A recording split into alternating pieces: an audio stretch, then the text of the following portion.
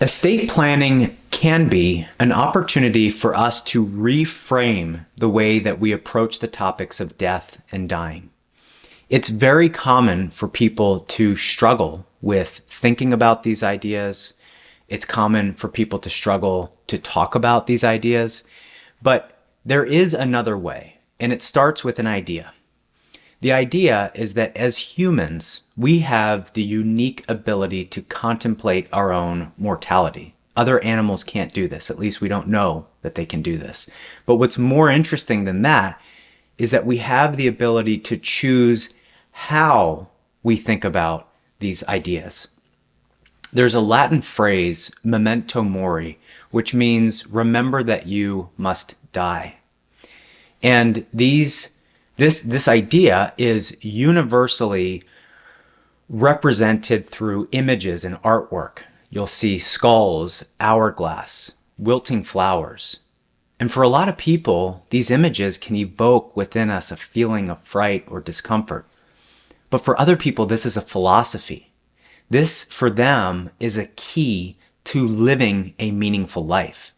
And the idea is that you take remember that you must die, and you flip it on its head as a reminder to live.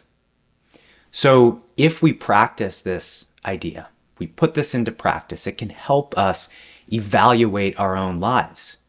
It can help us decide how we should be spending our time. It can help us take a look and see whether there are things in our life that we should be doing more of, or are there things in our life that we shouldn't be doing? Are we diving deep into the relationships that we form with other people during this life? Are we seeking meaningful experiences in this life? Are we exploring the natural world?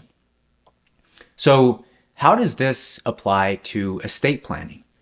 Well, estate planning is one of those processes that people don't like to do or they don't like to think about. So they put it off. And sometimes they put it off to the point where it becomes problematic. And the idea here is that estate planning, the process, doesn't need to be unpleasant. In fact, it can be meaningful. It can be positive. It can be engaging. And it can be supported by having the right people around you. So I'm going to leave you with a quote. This is a quote from a documentary that's currently on Netflix. It's May 2023. I think it's been on Netflix for a while. It's called Going Home, and it's about the spiritual teacher Ram Dass. And in it, he's giving an interview or a lecture, and he's talking about his experiences with people as they're dying. And he says, quote, "Death does not have to be treated as an enemy for you to delight in life.